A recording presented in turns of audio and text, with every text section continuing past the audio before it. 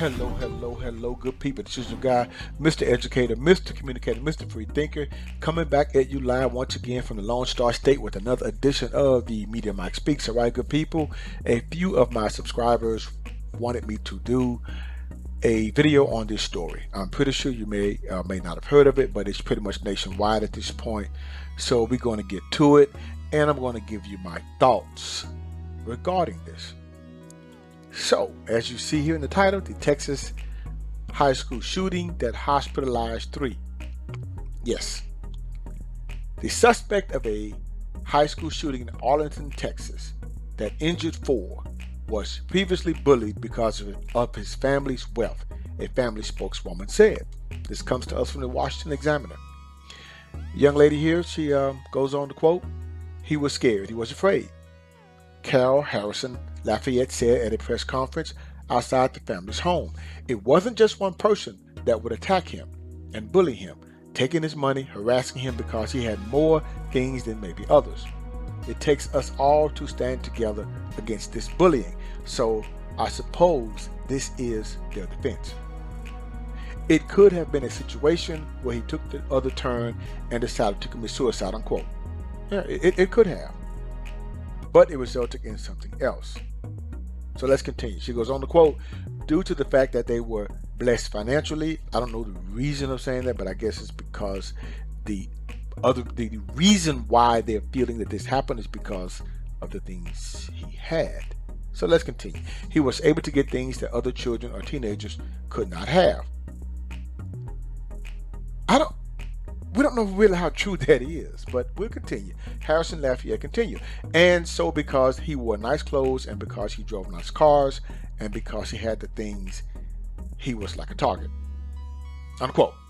Okay, he drove nice cars. Okay, now, Mr. Simpkins, as you see here, 18 by Texas law, he's classified as an adult, fired a .45 caliber handgun in a Timberview High School classroom following an altercation with another student on Wednesday. Of the 4 people injured, 3 were hospitalized, with a 15-year-old boy still in critical condition. He fled the scene and turned himself in to the police several hours later. Let me tell you what's wrong with this picture. Let me tell you this before I get to really my thoughts. First, he broke several laws.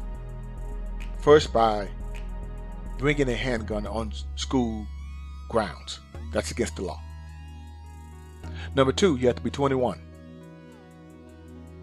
Unless you are having a rifle. You have a rifle, a hunting rifle. 18. You can have a rifle at 18. But he had a handgun. That was illegal. Firing the handgun inside the city limits. Inside the city limits, that's also illegal. He fired his handgun multiple times. Not one time at the intended target. Multiple times. That will go against him. Let's continue.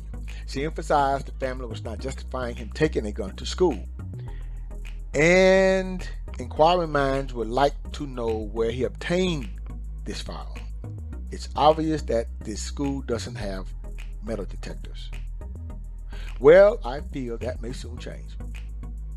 She goes on to say, to the victim's family, there's no justification of anybody being hurt, she said. Simpkins was charged with 3 counts of aggravated assault with a gun.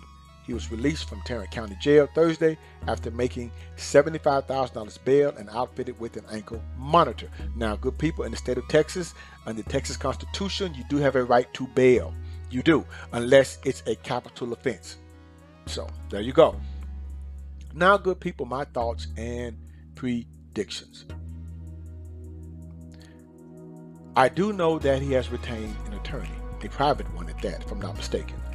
Now, the word is that it was bullied, as mentioned earlier, but I am curious as to why wasn't more intervention done.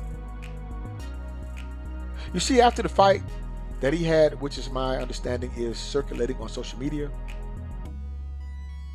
you see, good people, to a teenager who was not only assaulted, embarrassed, humiliated, and now placed on social media, had it placed on social media, that can be very traumatic.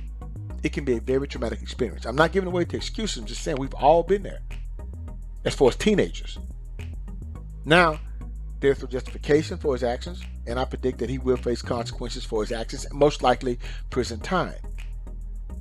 But I'm curious why the school did not intervene more as far as after that altercation he had with the young man, bring them back in and talk to them. Not together, maybe not, but to find out if this beef was squashed once and for all. That's how they used to do it back in the day. But that's back in the day. This is a new day. And they don't suspend anymore, from understanding, because of the disparities or unfairness of certain people of color versus other people that were sent home more than others, so they stopped suspending students. Okay. Usually that was a cooling off period. That's why you went home. But they don't do that anymore. But you come back to school with the same rage or being a victim and no intervention. You see, not only did he discharge a firearm within city limits, he discharged it and carried it to a school, which is illegal, as I stated earlier. And he injured persons. Time is inevitable, good people. He will do it, I do believe, especially when he placed one person in critical condition. Now, his attorney may claim affluenza, like Ethan Couch. Remember him? But that was political, because the judge that handed down his sentence resigned after that. Because he never should have got that probation sentence. Now, this young man's family will face civil action, I do believe. And I just can't believe he was the only kid with nice things at that school. Our public school system really needs an overhaul. Even though, just my opinion, the public school system is nothing more than a big babysitting daycare for working adults. Now, I would like to hear from the parents of the victims, but I think at this time they have most likely been told not to say anything. You see, we've come a long way from the days of old Joe Clark, who inspired the movie Lean on Me. We now give kids a pat on the head, even though they sometimes can't read, and say, "You are doing fine," as long as no child is left behind. Bullying is never a good thing, and being bullied should never be tolerated. Resulting to violence is also never a good thing, especially such as this.